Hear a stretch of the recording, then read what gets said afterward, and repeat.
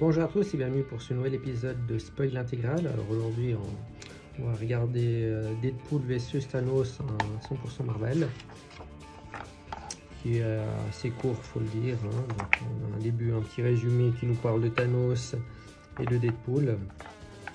Et puis dans cet album on retrouve 4 épisodes de la série Thanos vs Deadpool de 2015 jusqu'à ce que la mort nous sépare.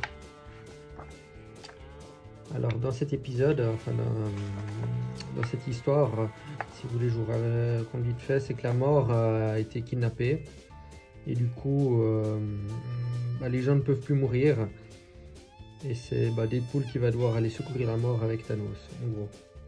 Donc là on débute directement par Thanos qui éclate la tronche à Deadpool, c'est le cas de le dire. Et puis après on revient quelques heures plus tôt lors d'une mission où sur une île Thanos avait été envoyé pour tuer Fatalis, donc le vrai Fatalis.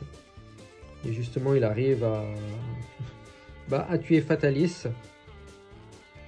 Mais le problème, comme je vais vous raconter rapidement l'histoire, il appelle les Avengers pour leur dire, il tombe sur le répondeur, mais pour leur dire qu'il a tué Fatalis. Et comme plus personne ne peut mourir, du coup, ça n'a pas tué Fatalis. Donc quelque part, s'il n'y avait pas eu ça, c'est vraiment Deadpool qui aurait pu tuer Fatalis. Ça c'est vraiment, je crois, des événements qui se passent vraiment dans la continuité officielle. Donc du coup, par la suite, Deadpool qui est en train de somnoler à la suite du fait que Fatalis l'a envoyé dans la mer. Et du coup, il rentre en contact avec la mort, en tout cas dans ses rêves, qui lui demande de venir le secourir. Donc après, ça saute un peu d'un événement à l'autre. Et son enquête va le mener jusqu'à l'Ergo. L'Ergo, c'est ce type qui a un look un peu comique en poulet. Et après, c'est un vaudou qui sert de la nécromancie pour réanimer des morts vivants. Donc du coup, il a une armée de zombies. Et c'est là qu'en discutant avec Deadpool, l'Ergo noir voit qu'on a jeté un sort à Deadpool et que c'est Thanos qui l'a jeté un sort de nécromancie mais qui vient pas de la Terre, qui empêche en fait Deadpool de mourir. Donc en fait Deadpool est un facteur auto-guérisseur qui lui permet de se régénérer de tout. Pas aussi efficace que celui de Wolverine, quoique, en tout cas il est beaucoup plus lent. Mais il y a en plus Thanos qui l'a jeté un sort de nécromancie, qui du coup a fait ça par jalousie, étant donné que la mort aime aussi Deadpool. Alors il a fait en sorte que Deadpool ne puisse jamais mourir, pour qu'il puisse jamais revenir dans la mort. Et là du coup on revient en début d'épisode où, comme je vous ai dit, il s'est fait éclater comme une pizza par Thanos. Mais malheureusement, pour une raison que Thanos ignore, la mort qui s'est fait kidnapper, on ne sait toujours pas par qui, veut que ça soit communique uniquement avec Deadpool, et elle veut que ça soit Wade Wilson qui vienne à son secours. C'est une histoire un peu à prendre au second degré, hein, mais voilà. Donc du coup Thanos va se rendre compte qu'il n'a pas vraiment le choix. Ah oui, puis on découvre aussi un ennemi de Deadpool Ajax, je crois que c'est Ajax il me semble, qui est sur les traces aussi de Deadpool pour se débarrasser de Deadpool, hein. Et du coup il y a aussi les gardiens de la galaxie qui sont en train d'enquêter sur le fait que personne ne peut plus mourir, donc c'est quand même inquiétant. Le problème c'est que même quand ils se font gravement blessés, les gens ne peuvent plus mourir. Du coup on va voir une scène un peu plus tard. Là par exemple Thanos est en train d'étudier le corps de Deadpool et il comprend que, à ce moment-là, qu'il comprend qu'il est mort, ne veut communiquer qu'avec lui et décide à contre-cœur de faire équipe avec Deadpool pour résoudre un peu cette affaire. Ensuite on passe à l'épisode 2 où justement ils vont aller dans un temple sur une planète pour enquêter. Là on revient un peu sur les événements, ça résume Par exemple, même les animaux, que ce soit végétal, peu importe, tout ce qui serait censé être mort ne meurt pas. Par exemple, là, eux, ils se sont fait détruire leur planète par un astéroïde. Du coup, ils sont en train d'errer dans l'espace, ils ne peuvent pas mourir. Après, c'est un bon côté. Par exemple, là, on voit que la petite fille, elle peut rester encore quelques temps de plus avec sa grand-mère, mais ça reste quand même problématique. Et donc, Deadpool fait le clown dans le vaisseau de Thanos, ce qui va finir par foutre Thanos en rogne. Mais bon, comme il doit bosser avec lui, il va serrer le poing en attendant. Du coup, ils arrivent à ce fameux temple. Justement, Thanos recherche quelque chose. Et c'est là qu'ils vont se faire attaquer par des serviteurs de la mort, si on veut, une sorte d'équipe on dirait un peu des gardiens de la galaxie, quand on voit ceux qui forment l'équipe. Il y a une nana qui ressemble d'ailleurs un peu à Beta Ray Bill, mais en femme.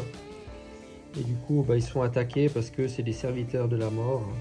Et dès qu'ils comprennent que c'est Thanos à qui ils ont affaire, qui a détruit la moitié de l'univers dans les événements précédents, du coup, ils vont vite se calmer et les accepter. Et laisser Thanos venir récupérer ce qu'il était venu chercher ici. Et c'est là que les gardiens de la galaxie vont arriver. Justement, leur enquête leur a mené aussi dans ce fameux temple, où un rapide combat va s'enclencher, car même si Thanos est un super criminel, enfin criminel, c'est le cas de le dire, même plus, il faut dire aussi c'est qu'il est quand même intelligent et il fait pas non plus les choses pour rien. Et du coup, les gardiens de la galaxie vont vite comprendre qu'ils vont avoir besoin de Thanos pour résoudre cette situation. Du coup, ils décident du coup, ils arrivent quand même à s'évader pendant qu'il y a eu une confusion dans le combat. Et après, c'est là que je crois que c'est Ajax, qui s'appelle Francis, Ajax va arriver dans le vaisseau de Thanos pour justement capturer Deadpool. Et Thanos va devoir lui filer un coup de main, étant donné qu'il, comme je l'ai dit, il a besoin de Deadpool pour cette mission. Ensuite, dans l'épisode suivant, donc dans ce troisième épisode, Wade Wilson se remémorera ses souvenirs en lien avec sa transformation en mutant à l'époque par Francis. Il se réveillera de son coma, étant donné qu'il était en récupération. Il découvrira que Thanos est en train de torturer Francis afin de lui soutirer des informations. Et finalement, ce qui les mènera à en déduire que cela pourrait venir de Mephisto, autrement dit, le diable. Donc du coup, pour pouvoir accéder au royaume de Mephisto, soit il faut mourir, soit il faut emprunter un portail. Et du coup, ils vont retourner vers le personnage du début, l'Ergot Noir, qui va utiliser un pentacle pour créer un portail afin qu'ils puissent tous les trois se rendre dans le royaume de Mephisto, dans lequel ils vont devoir affronter certaines vieilles connaissances à eux qui se retrouvent en enfer quand ils sont tués par soit Thanos soit Deadpool. Et on voit à chaque fois ils appellent le nom des personnes qu'ils ont tuées. Ce à quoi Deadpool va dire à Thanos que son nom a été appelé plus de fois que le sien. Du coup, il y a Lilith qui dit à son père Mephisto qu'il ferait mieux de tenir son royaume un peu mieux, étant donné qu'il y a des intrus qui ont réussi à pénétrer. Et quand il va découvrir que c'est Thanos et Deadpool, il va se faire une joie d'aller à leur rencontre pour voir pourquoi ils sont là. Et Thanos ne perd pas la main, enfin ne perd pas de temps, on va dire plutôt, pour menacer Mephisto et lui demander de relâcher la mort. Ce à quoi Mephisto va lui dire que s'il réfléchissait un peu, il comprendrait vite que dans l'intérêt de Mephisto, il est important qu'il y ait des gens qui meurent pour alimenter ses armées, pour son divertissement personnel. Ce qui fait que finalement, ils vont voir que les Ergots noirs se sont vraiment pas bien en enfer. Ils vont découvrir qu'il était possédé par le fils de Méphisto, Blackheart, qui va justement profiter de ces événements pour en fait retourner dans le royaume de son père pour tuer son père, car c'était le seul moyen pour lui, c'était de pénétrer en étant sous couverture, donc en ayant possédé quelqu'un. Finalement, ils vont découvrir que la mort est finalement retenue par son frère, autrement dit Éternité. Du coup, il y a l'intermédiaire qui est aussi une entité cosmique qui vient de la part de Chaos et Ordre pour demander à ce que Éternité se décide à relâcher la mort parce que ça commence à causer un peu trop de problèmes dans la réalité normale. Et c'est à peu près à ce moment-là que Thanos, Deadpool et les Ergots noirs vont arriver pour libérer la mort, qui va rejeter Thanos pour Deadpool, ce qui va mettre, vous vous en doutez, Thanos dans une colère noire.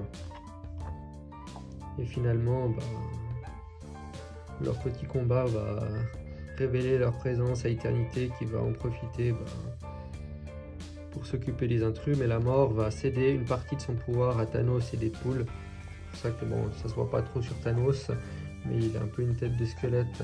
Là sur Deadpool ça se voit un peu mieux, façon de parler vu qu'il a le masque. Et du coup c'est grâce à ce pouvoir là qu'ils vont pouvoir tenir tête à Éternité et le libérer de